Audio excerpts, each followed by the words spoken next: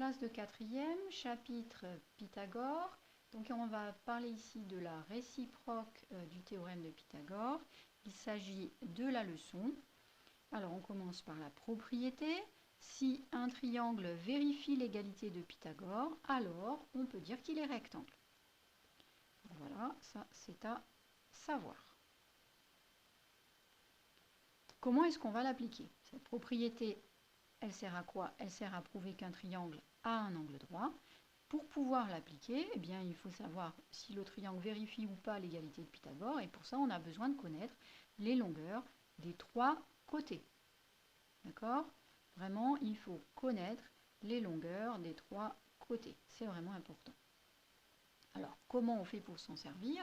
Eh bien, la méthode d'utilisation sur un exemple. Voilà, on considère un triangle TRI, autant l'écrire proprement, tel que TI fait 5 cm, TR 12 cm, RI 13 cm. Est-ce que ce triangle est rectangle?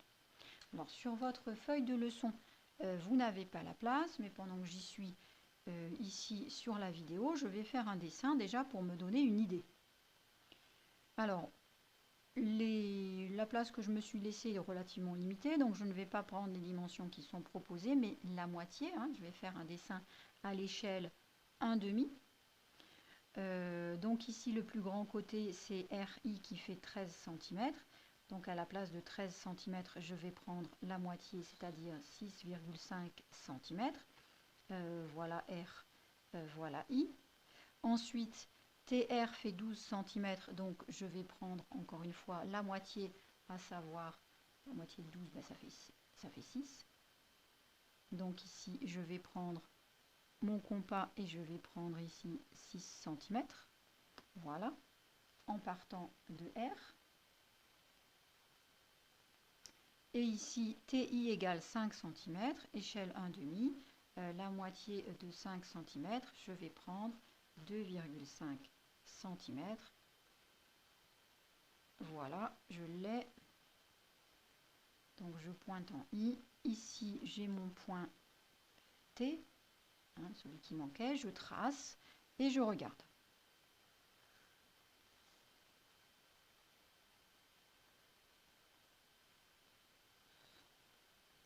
Je trace, je regarde.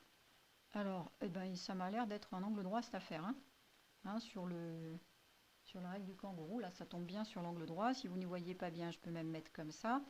Ça a tout à fait l'air d'être un angle droit. Alors, est-ce que ça a l'air d'être un angle droit constitue une démonstration? On est bien d'accord que pas du tout. Donc, on ne va pas se contenter de ça a l'air et on va faire pour de vrai. Donc ici, on a dit 13 cm, 12 cm et 5 cm si on était en taille réelle. Donc,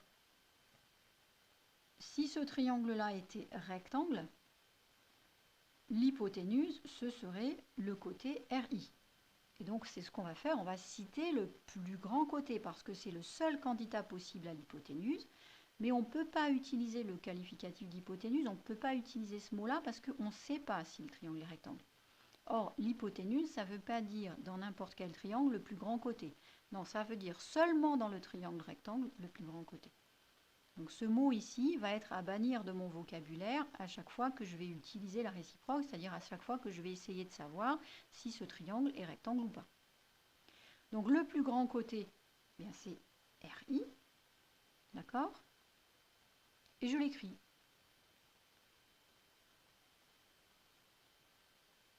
Le plus grand côté est RI, et RI fait 13 cm. Voilà. Et ensuite, je vais calculer séparément le carré du plus grand côté et la somme des... Oh ben alors là, et la somme des carrés des deux autres côtés. Toujours pareil, on met les lettres avant de mettre les nombres. Alors, le plus grand côté, on a dit c'est RI. Donc déjà, RI au carré, c'est 13 au carré, c'est 169. Et ensuite, les autres côtés, eh bien j'ai RT. RT au carré plus TI au carré. Alors, RT au carré, c'est 12 au carré. TI au carré, c'est 5 au carré. Donc, 144 plus 25. 144 plus 20, 164, plus 5, 169.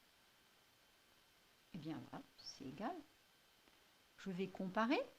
Alors pour comparer, je ne vais pas dire 169 égale 169. Hein. On n'attend pas d'être en quatrième et de le réutiliser après en troisième pour savoir que 169 est égal à 169. Ça, n'importe qui peut le dire. Donc ce qui est intéressant, c'est de savoir que la longueur RI au carré est égale à la somme des carrés des deux autres longueurs des côtés. Ça, c'est important. Donc ça, je vais l'écrire. RI au carré est égal à RT au carré plus TI au carré. J'ai le plus grand côté. Je calcule séparément. Je compare. Et je conclus. Alors, cette comparaison, en fait, je vais la mettre ici entre parenthèses. Cette comparaison, je vais la faire un petit peu dans ma tête, mais je vais la rédiger en utilisant le vocabulaire logique, hein, les liens logiques, les petits mots de liens logiques, qui sont le comme et le alors. Donc je vais réécrire ça, c'est pour ça que je le mets entre parenthèses, c'est pas la peine de l'écrire deux fois. Donc cette fois, je l'écris pour de bon. Je vais écrire comme RI au carré égale RT au carré plus TI au carré. Alors, eh bien, si un triangle vérifie l'égalité de Pythagore, alors il est rectangle. Comme j'ai ça, alors je peux dire que l'égalité de Pythagore est vérifiée. C'est-à-dire que avec ces dimensions-là, elle est vraie, cette égalité de Pythagore.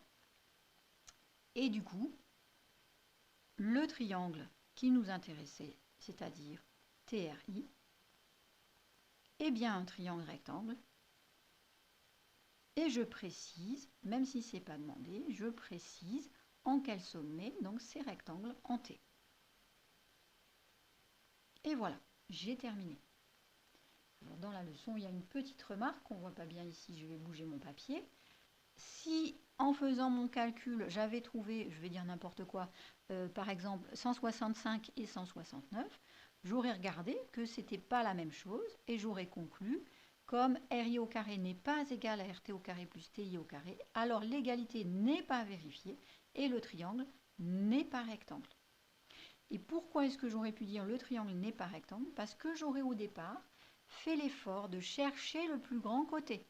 C'est vraiment important. Comme j'ai cité le plus grand côté, le seul candidat possible, c'est ce plus grand côté.